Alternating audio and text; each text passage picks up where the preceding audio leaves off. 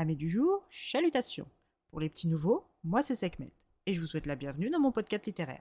Dans mon émission, je vais tenter 3 fois par semaine de vous donner envie de découvrir des livres de tout poil, récents et moins récents. Alors, si ça vous tente, c'est par ici la suite. Aujourd'hui, je vais vous présenter Apprentice to the Villain de Anna-Nicole Maherer, publié aux éditions Calix. Dans ce second tome, nous retrouvons le vilain et son assistante Evangelina.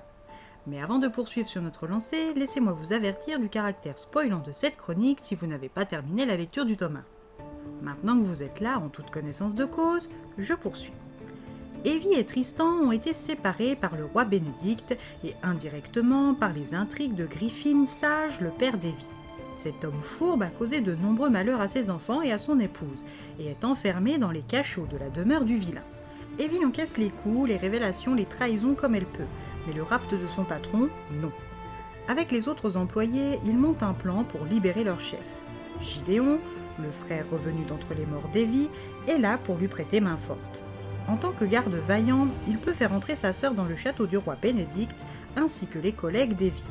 Le plan est simple, prendre un fruit dangereux qui simule la mort, prendre le remède dans les temps, créer une diversion et sortir le vilain sans se faire reprendre. Dans la tête d'Evie et de Becky ou Blade, c'est un jeu d'enfant. Dans les faits, c'est un peu, mais alors juste un petit peu différent. Tristan Mavrine est enfermé dans une cellule dans le noir, son pire ennemi, privé de sa magie. Bénédicte, qui a été son mentor, vient lui rendre visite afin de lui soutirer des informations sur les vouivres, dont la vouivre du destin. Cette discussion reste à sens unique et ce, même en dévoilant son but d'accomplir la prophétie d'un conte de Rendon. Un texte très rare dont le contenu transmis uniquement par voie orale s'est déformé au fil du temps, où la disparition de la magie et sa volonté de l'en accuser publiquement en révélant enfin son identité, le mettant lui et ses proches en danger. Mais quand Bénédicte, acculé par le mutisme de son prisonnier, décide d'obtenir une réaction de sa part, il lui annonce la mort de son assistante, Evangelina Sage. À ce moment-là, Tristan sent son estomac se révolter et une fois seul dans l'obscurité de sa geôle, tente de se rassurer en se disant que ce n'est pas possible. L'encreur qui les relie n'a pas disparu.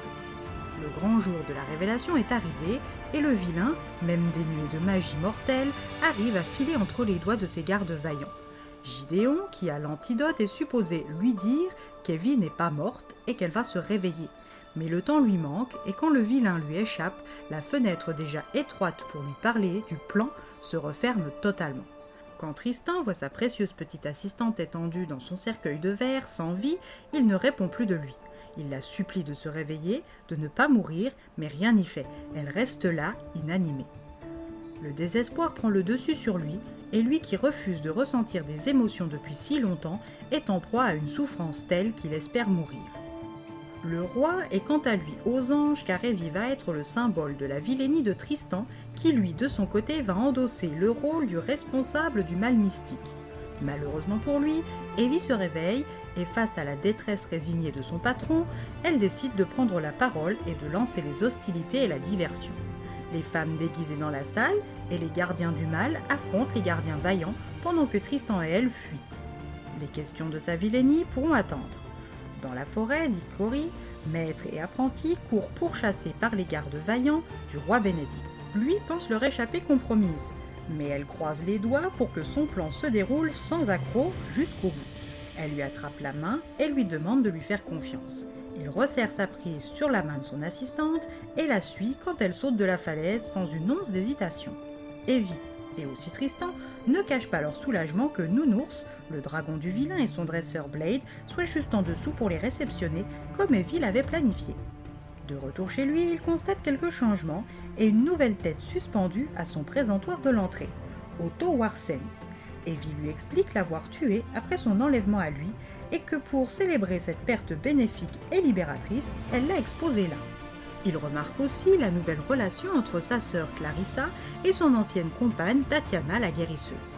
Il dénombre aussi la présence de 2 nouvelles têtes, Lisa, la petite sœur qu'Evie a élevée, et Gideon, le frère aîné de son assistante, supposé mort il y a des années. Tout ce qui s'est passé en son absence lui est narré, sans omission, et ce même si les nerfs du vilain doivent en souffrir, comme avec la gestation imprévue de la femelle vouivre. Maintenant qu'il est de retour dans son antre, il va devoir prendre sa revanche sur le roi, et pour pouvoir le faire, il doit accomplir la prophétie du comte de Rendown. Pour y arriver, le solitaire et ténébreux Tristan Mavrine, alias le vilain, va encore devoir supporter sa bavarde et solaire assistante et visage, et accepter l'aide de tous ses employés fidèles comme Becky, Bled, Tati, Clar, les gardiens du mal, sans oublier son fidèle ami Grenouille Kinsley. Supportera-t-il tant de monde autour de lui? Parviendra-t-il à lutter contre lui-même? Alors si comme Evie vous êtes prêts à en découdre, à vos livres!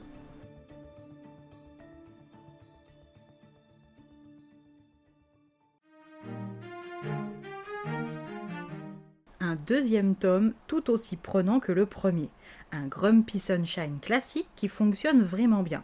Des personnages attachants et bien construits avec en bonus un développement des personnages secondaires qui n'est pas négligé au bénéfice des protagonistes principaux. Un roman agréable à lire et dans lequel on ne s'ennuie pas. Et bien voilà, j'en ai fini pour aujourd'hui. J'espère que cet épisode vous aura plu et vous aura donné des nouvelles idées de lecture.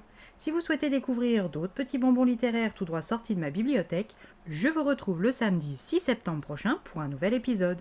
Et si d'ici là je vous manque de trop, n'hésitez pas à me rejoindre sur mon compte Instagram, @leslectures de Sekhmet. Sur ce, chalut les amis, et à la prochaine!